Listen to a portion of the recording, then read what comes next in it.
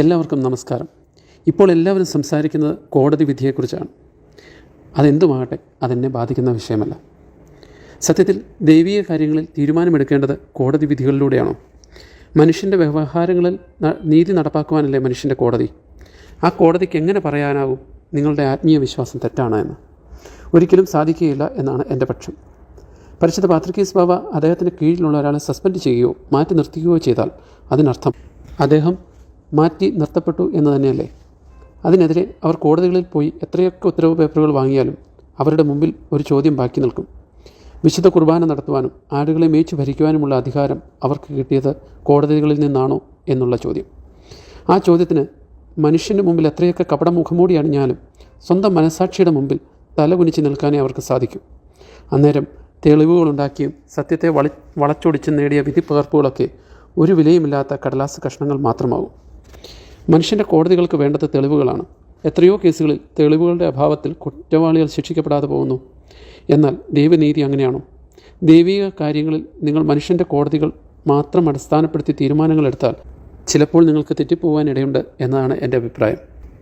കാരണം ക്രിസ്തീയ വിശ്വാസം ഒരിക്കലും തെളിവുകളുടെ മാത്രം അടിസ്ഥാനത്തിലുള്ളതല്ല. ആ വിശ്വാസം എന്താണെന്ന് പൗലോസ്ലീഹ പറയുന്നത്, വിശ്വാസം എന്നതോ ആശിക്കുന്നതിൻ്റെ ഉറപ്പും കാണാത്ത കാര്യങ്ങളുടെ നിശ്ചയവുമാകുന്നു എന്നാണ്. കഴിഞ്ഞ 1800 വർഷങ്ങൾ മലങ്കരയിലെ ജ്ഞാനായ യാക്കോബാക്കാർ പൗരോഹിത്യത്തിൻ്റെ ഉറവിടം പരിശുദ്ധ സിംഹാസനത്തിൽ കാലാകാലങ്ങളിൽ വാണരുളുന്ന പരിശുദ്ധ പാത്രിക്കീസ് ബാബാമാരിൽ നിന്നാണ് എന്ന് വിശ്വസിച്ചത് ഇപ്രകാരമാണ്.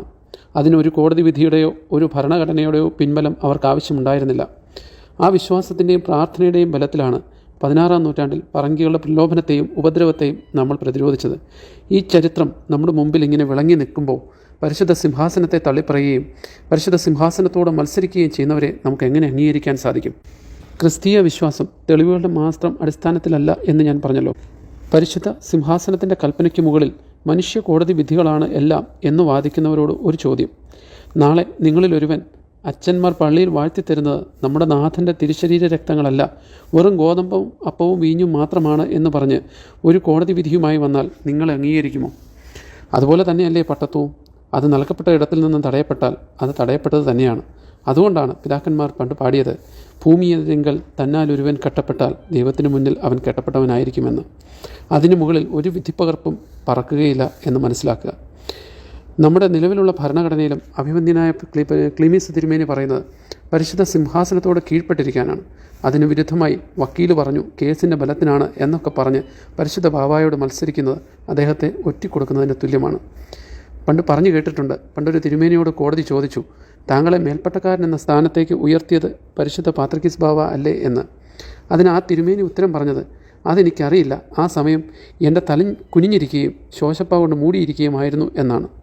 ഒറ്റുകാരൻ യൂദായെ പോലെ കേസിൻ്റെ ബലത്തിന് അദ്ദേഹത്തിൻ്റെ വക്കീൽ അദ്ദേഹത്തിന് പറഞ്ഞു കൊടുത്തത് ആണ് എന്നാണ് അറിവ്. മനുഷ്യൻ്റെ വിധികൾക്ക് തെറ്റുപറ്റും എന്നുള്ളതിൻ്റെ ഏറ്റവും വലിയ തെളിവല്ലേ നമ്മുടെ കർത്താവിൻ്റെ ക്രൂശുമരണം. അന്ന് ലോകം മുഴുവൻ കർത്താവിനെതിരായിരുന്നു. അവൻ്റെ നന്മകൾ അനുഭവിച്ചവരായിരുന്നു അവരിലേറെയും, ഏകദേശം 95% പേരും. ബാക്കിയുള്ള 5% മാത്രമേ ക്രൂശിലേക്ക് അവനെ അനുഗമിച്ചുള്ളൂ. അതുപോലെ പരിശുദ്ധ സിംഹാസനത്തെ ധിക്കരിക്കുവാൻ കൂട്ടി നിൽക്കുന്നവരോട് കൂടെ കൂടുന്ന 95% പേരുടെയും കൂടെ അങ്ങനെയാണല്ലോ വെപ്പ് 95%. അവരുടെ കൂടെ ചേരുവാൻ എനിക്ക് താല്പര്യമില്ല.